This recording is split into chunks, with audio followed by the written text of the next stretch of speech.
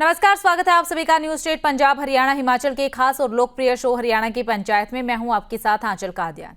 हरियाणा की पंचायत में हम आपके मुद्दे और सरोकार को बेबाकी के साथ रखेंगे, आपकी समस्याओं से सियासतदानों को रूबरू करवाएंगे और आपकी हर एक समस्या का समाधान भी निकालेंगे। तो आइए हरियाणा की पंचायत की शुरुआत करते हैं।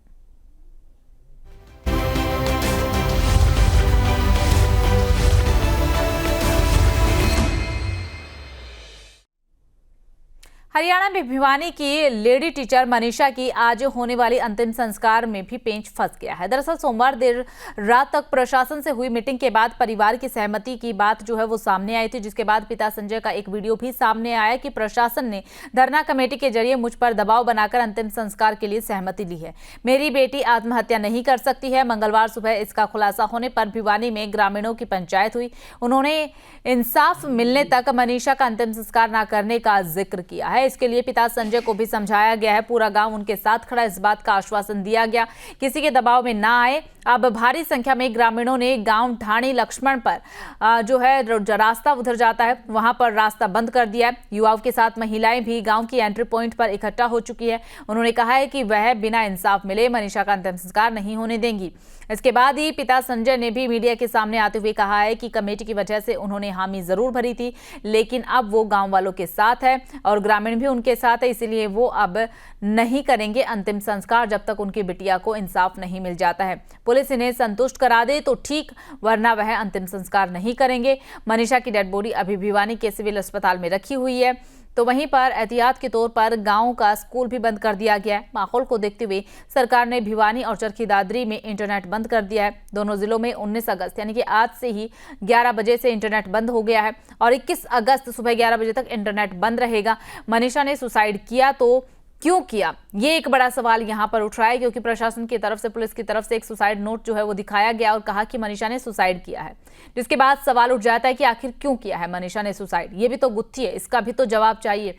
लेकिन इसका जवाब साइड पुलिस के पास है ही नहीं कि सुसाइड किया तो क्यों किया है। मनीषा के दादा राधा किशन और मां विनोद का एक ही बात कहनी है कि मेरी बेटी सुसाइड नहीं कर सकती है, इसकी अच्छे से जांच होनी चाहिए। तो इंसाफ की मांग जो है वो की जा रही है और इस पूरे मामले को लेकर के लगातार तरह तरह की प्रतिक्रियाएं जो है वो भी सुनने को मिल रही है। और इसी पर चर्चा करने के लिए हमारे साथ आज कुछ खास मेहमान भी जुड़ चुके हैं। सबसे पहले खास मेहमानों का परिचय मैं आपको दूंगी और उसके बाद जो है हम करेंगे चर्चा की शुरुआत। बीजेपी के प्रवक्ता हमारे साथ जुड़े हुए हैं, साथ ही कांग्रेस के प्रवक्ता भी हमारे साथ जुड़े हुए हैं। सबका परिचय दे देती हूँ। कांग्रेस के प्रवक्ता दिनेश अग्रवाल हमारे साथ जुड़े हुए हैं। बीजेपी के प्रवक्ता रामराज जी हमारे साथ जुड़े हुए हैं। वेदभूषण शर्मा रिटायर्ड पुलिस अधिकारी हमारे साथ जुड़े हुए हैं। आप सभी खास मेहमानों का सबसे पहले स्वागत करती हूँ और स्वागत के साथ ही चर्चा जो है वेदभूषण शर्मा जी आपके साथ ही करेंगे। कहां पर कमी रह रही है, कौन सी वो चूक है? कई दिनों तक तो इस पूरे मामले को दबाने की कोशिश जो है वो की जाती है। जब मामला नहीं दबा, मामला उजागर होता गया तो पुलिस एक सुसाइड नोट लेकर के आ जाती है। फिर सुसाइड नोट पर भी सवाल उठने लगे तो अब पुलिस जो है उलझुल बयान भी दे रही है। आपको क्या लग रहा है, कहां पर कमी रह रही है? क्या पुलिस की लापरवाही है? देखिए आंचल, एक तो मेरा नाम करेक्ट कर लीजिए आप, मैं दिनेश अग्रवाल नहीं बोल रहा हूँ, वेदभूषण हूँ। दूसरा, आप विषय पर आते हैं। विषय इन्वेस्टिगेशन से रिलेटेड है, बहुत डेलिकेट और बहुत सेंसिटिव मैटर है जिसको लेकर ये तमाम चीजें जो आप दिखा रहे हैं हो रही हैं और एक एक बात के एक एक वर्ड के मीनिंग होते हैं जब इस तरह की डिबेट्स होती हैं। तो ये कोई राजनीतिक बीजेपी कांग्रेस आम आदमी पार्टी की बहस नहीं है, ये केवल और केवल एक इन्वेस्टिगेशन से जुड़ा हुआ मामला है। एक हमारी हरियाणा की बिटिया जिसकी बॉडी छत स्थित अवस्था के अंदर जिस तरह से खेत के अंदर जंगल के अंदर मिली है और जिस तरह से डिस्प्यूट्स पैदा हो रहे हैं कानूनी मसलों को लेकर, पुलिस की जो कार्रवाई है उसको लेकर सवाल पैदा किए जा रहे हैं, इसका केवल और केवल निराकरण एक साइंटिफिक इन्वेस्टिगेशन और आज एआई और डिजिटल इन्वेस्टिगेशन का समय है। वो तमाम चीजें दूध का दूध पानी का पानी क्लियर हो जाएगा। सीबीआई की डिमांड हो रही है।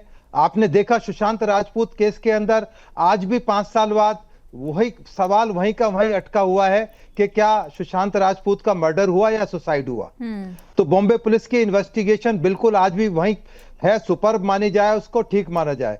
अब हरियाणा पुलिस का जहां तक संबंध है, तमाम तरह की एक्शंस, चाहे वो एसएचओ को सस्पेंड करना है, हटाना है, चाहे एसपी को हटाना है और 4 पुलिस वालों को हटाना है, वो सारी एक प्रशासनिक चीजें हैं। इस इन्वेस्टिगेशन का जहां तक सब्जेक्ट है, वो तमाम चीजें डिसाइड करेंगी postmortem report, forensic science laboratories की रिपोर्ट और जो आसपास के बयान है, सीसीटीवी फुटेज है, उनकी लाइव लोकेशन है, उनके कॉल डिटेल्स है, उसके मोबाइल की लोकेशन है। तो ये जब तमाम चीजें इन्वेस्टिगेशंस के बाद में इकट्ठी की जाएंगी, तब किसी कंक्लूजन पर हम पहुंच सकते हैं कि क्या उसका मर्डर हुआ, क्या उसके साथ रेप हुआ या नहीं हुआ, क्योंकि उसका जो वेजिनल स्वाब है वो भी लेबोरेटरी के अंदर भेजा गया है। अगर मैं ठीक हूं तो पोस्टमार्टम रिपोर्ट जो अब तक सामने आई है उसमें रेप का कहीं पर जिक्र नहीं है। सिर पर वार किया गया है, गले पर वार किया गया है। हाँ, मैं पूरी बात कर लूं, इसलिए मैं कह रहा हूं जो तमाम जो चीजें हैं उनको धीरे धीरे रिमूव किया जाएगा। जिस तरह से अभी आपने बिल्कुल सही कहा, क्योंकि उसके जो स्वैप लिया गया था उसमें कहीं भी रेप का एलिगेशन कहीं भी इस मामले के अंदर नहीं आ रहा है। अब सबसे बड़ा सवाल इस मामले के अंदर यह है कि सुसाइड करने की नौबत क्यों आई। जो उसके लिखे हुए नोट हैं, जो उसने अपने मम्मी पापा के लिए लिखे हैं कि मैं आपको और ज्यादा प्रॉब्लम में नहीं डाल सकती, तो वो क्या ऐसी चीजें हैं, उन्हीं चीज के एनालिसिस के लिए उसकी तमाम कॉल डिटेल्स को खंगाला जाएगा, उसकी लोकेशन को खंगाला जाएगा, किन लोगों के संपर्क में थी या कोई आउटसाइडर थे, क्योंकि वो नर्सिंग कर रही थी और जहां एडमिशन के लिए गई थी वहां किन लोगों से मिली थी या गई भी थी या नहीं गई थी। वो तमाम चीजें एक साइंटिफिक एक इन्वेस्टिगेशन की चीजें हैं, वो उसकी लोकेशन और तमाम चीजें क्लियर कर देंगी कि उसकी वो कहां कहां पर ट्रैकिंग हुई थी। अब जहां तक इस सारे मामले के अंदर तमाम जो सवाल पैदा हो रहे हैं, जिस तरह से निर्भया केस के अंदर हुए थे, वो सवालों का जवाब दे दिया गया। मामला अदालतों के अंदर पहुंचा, 7 साल के ट्रैवल के बाद में उसको न्याय मिल पाया। परंतु मैं आपको इतना जरूर आश्वासन दे सकता हूं कि अब जो भारतीय न्याय संहिता या जो भारत का नया संविधान है, नया कानून है, उसके तहत बहुत जल्दी और स्पीडी न्याय मिलता है। जिस तरह आपने आरजी कार केस कलकत्ता के अंदर देखा, 4 महीने के अंदर बिल्कुल वेदभूषण जी, अब यही देखेंगे हम, तमाम सारे सवाल उठ रहे हैं। ठीक है वेदभूषण जी, आपके पास आएंगे, आगे भी आपसे बातचीत करेंगे, लेकिन दिनेश अग्रवाल जी कुछ कहना चाह रहे हैं, उन्हीं का रुख करेंगे। और जो सवाल आपने उठाए वो लाजमी है, उनका जवाब कब तक कानून देगा, ये सबसे महत्वपूर्ण बात यहाँ पर हो जाती है। दिनेश जी, आंचल जी, 11 अगस्त को बेटी गायब होती है और 13 अगस्त को उसकी लाश मिलती है खेतों में। अब अभी तक जो कुछ बातें आपके चैनल पर चल रही थी, मैं बड़े ध्यान से सुन रहा था। अब डॉक्टरों की 2 मेडिकल हुए। सबसे पहला प्रश्न तो इस बात का उठता है कि क्या दोनों मेडिकल रिपोर्ट जो आई है वो दोनों सेम है क्या? अगर दोनों के अंदर अंतर है तो इसका मतलब दोनों संदिग्ध हैं। दूसरी बात, डॉक्टरों ने बहुत जल्दबाजी जो दिखाई, ये कहा कि भाई उस पे सीमेन के निशान नहीं है, उसकी बॉडी पे स्पर्म नहीं है, तो रेप नहीं हुआ।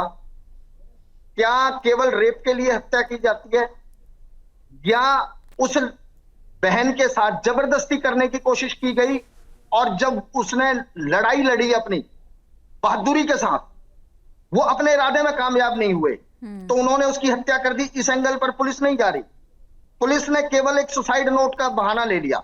सुसाइड नोट कहां मिला, कब मिला? यह सुसाइड नोट क्या 13 तारीख को जब बॉडी मिली थी, क्या पुलिस ने डिक्लेयर किया कि हमें बॉडी के पास से सुसाइड नोट मिला है? क्या 13 तारीख को डिक्लेयर किया? 5 दिन बाद यह सुसाइड नोट कहां से आया?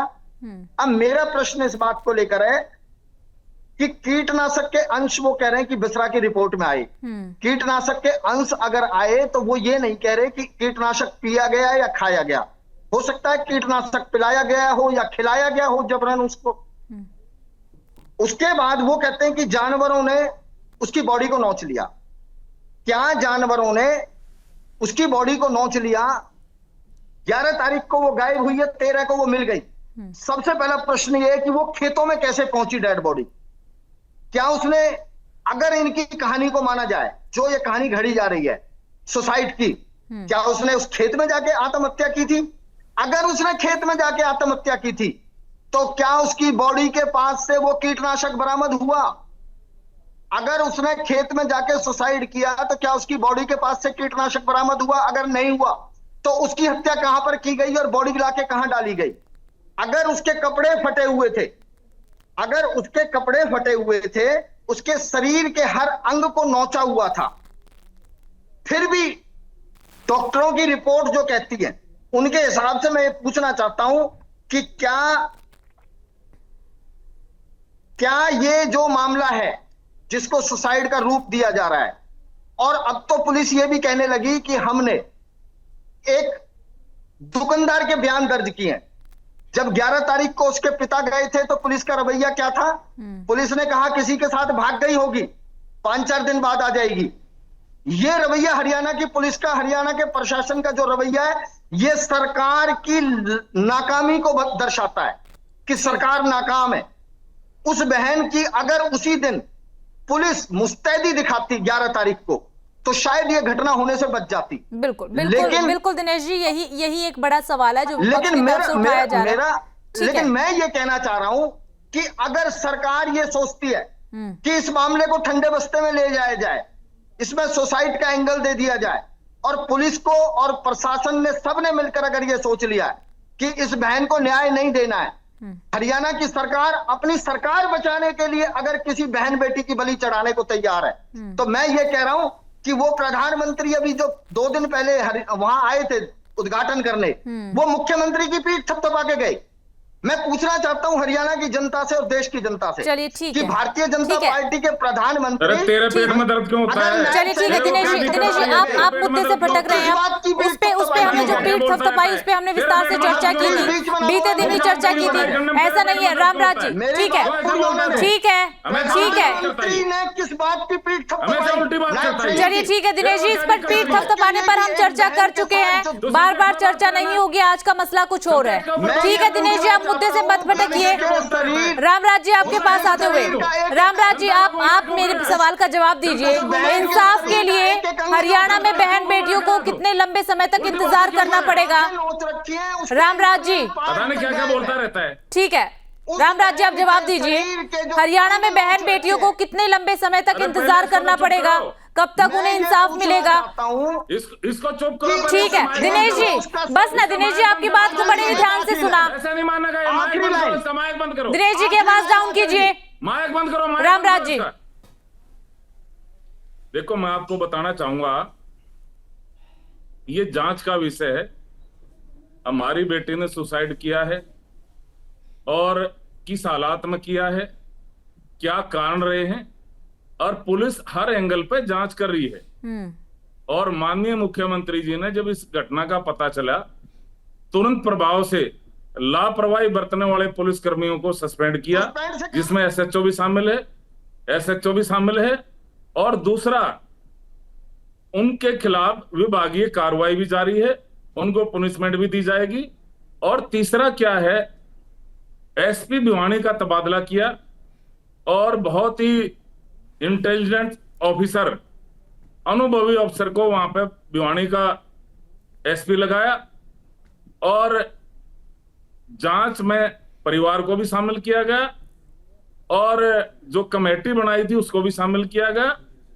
और पहले पोस्टमार्टम रिपोर्ट भिवानी हुई थी, उसके बाद में वहां पे पीजीआई में डॉक्टरों के पैनल ने पोस्टमार्टम किया, और पोस्टमार्टम रिपोर्ट में ये आया है भाई रेप की पुष्टि नहीं हुई है, रेप नहीं हुआ है।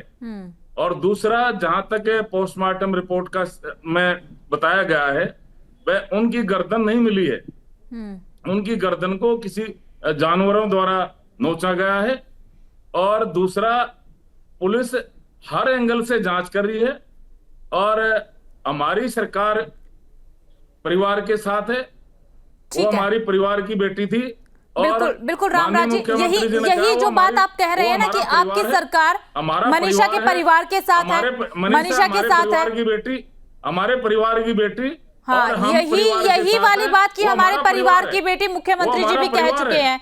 ठीक है ना रामराज जी, आप सुनिए ना एक बात मेरी और सुनिए। ये मैं कांग्रेस के प्रवक्ता की बात बता रहा हूँ। ठीक है, नहीं कांग्रेस के प्रवक्ता को छोड़िए, आप मेरे सवाल का जवाब दीजिए। जो बात आप अभी कह रहे हैं, यही बात मुख्यमंत्री जी भी कह चुके हैं।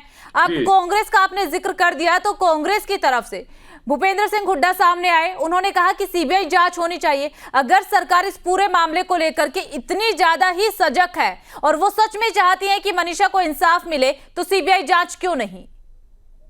देखो, मैं जहां तक हुड्डा साहब की बात है, मैं हुड्डा साहब के कार्यकाल में एक दलित की बेटी को जिंदा जला दिया था, मृतपुर कांड था।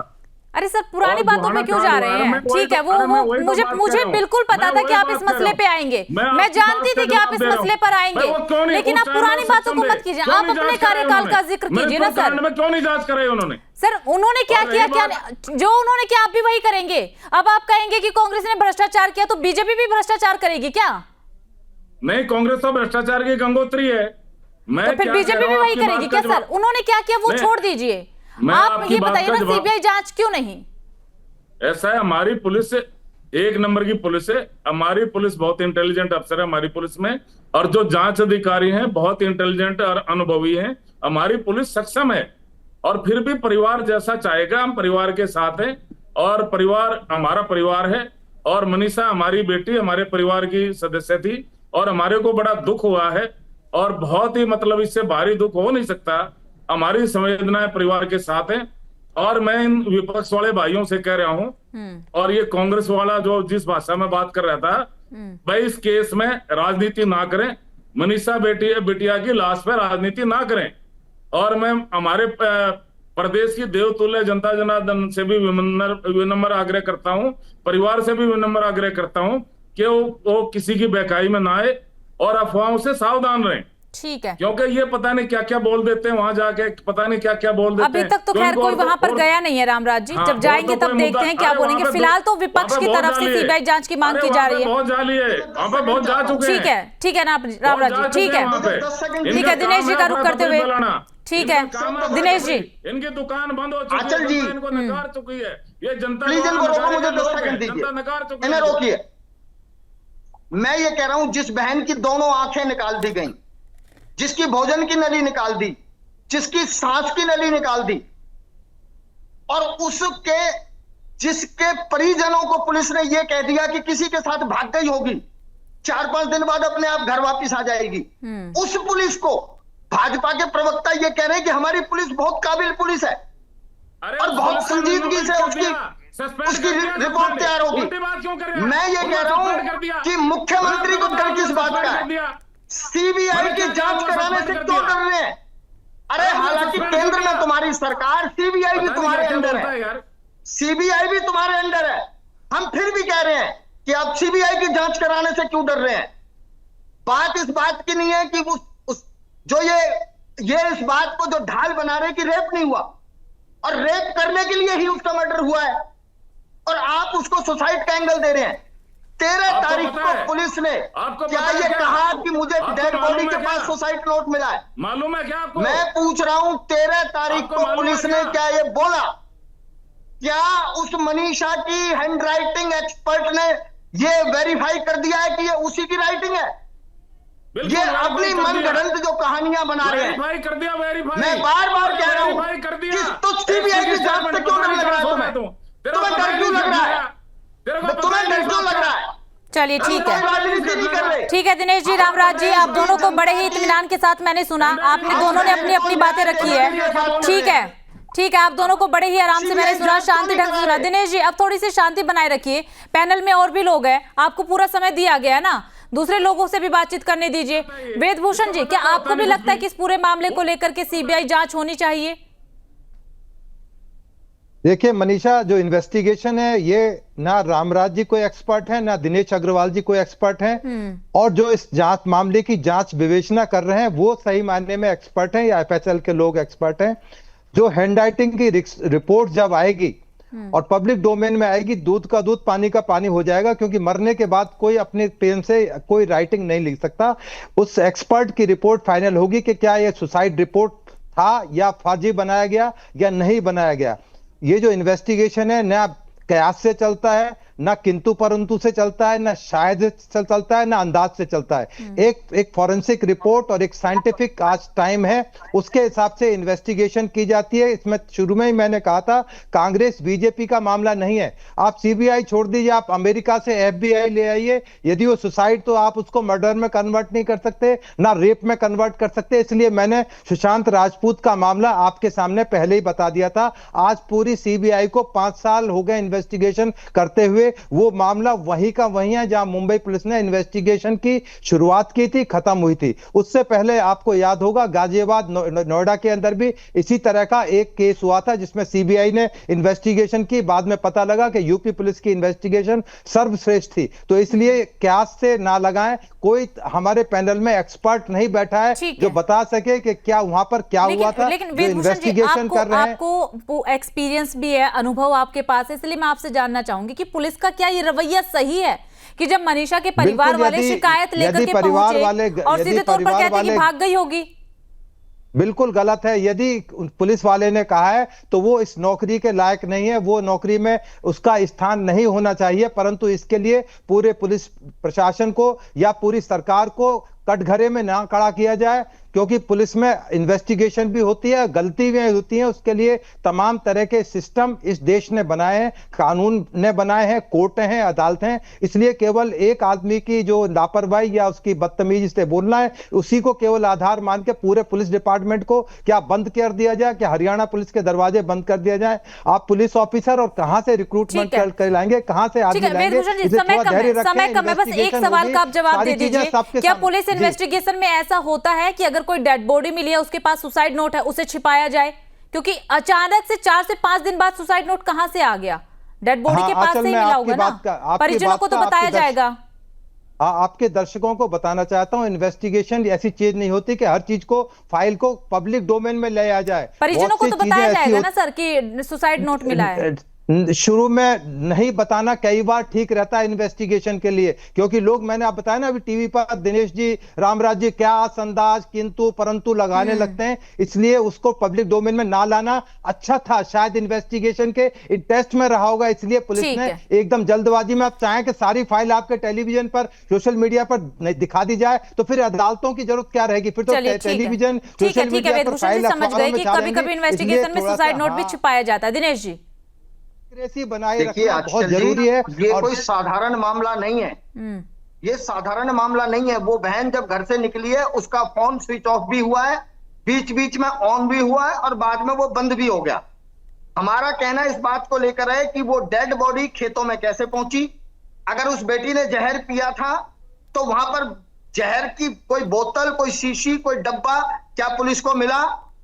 सबसे बड़ा सवाल इस बात का है कि डेड बॉडी वहां कैसे पहुंची और जिस तरीके से उसकी बॉडी के पार्ट्स गायब है। दिनेश जी, जो सवाल आप उठा रहे हैं, यही सवाल पूरा देश उठा रहा है, पूरा हरियाणा उठा रहा है। ये जांच का विषय, जांच चल रही है ना सर, जांच के बाद ही तो जवाब मिल पाएंगे। हरियाणा पुलिस पर हमें पूरा संदेह है। ठीक है, समय इतनी इजाजत देता है। आप सभी खास मेहमानों का बहुत बहुत शुक्रिया हमारे साथ जुड़ने के लिए, बातचीत करने के लिए। तो मनीषा हत्याकांड को लेकर के पूरे हरियाणा में जगह जगह पर प्रोटेस्ट हो रहे हैं। मनीषा के लिए इंसाफ मांगा जा रहा है, लेकिन इंसाफ कब मिलेगा, ये एक बड़ा सवाल बना हुआ है और सरकार के लिए, पुलिस प्रशासन के लिए एक बड़ी चुनौती। फिलहाल हरियाणा की पंचायत में सिर्फ इतना ही। बाकी तमाम बड़ी खबरों के लिए बने रहिएगा।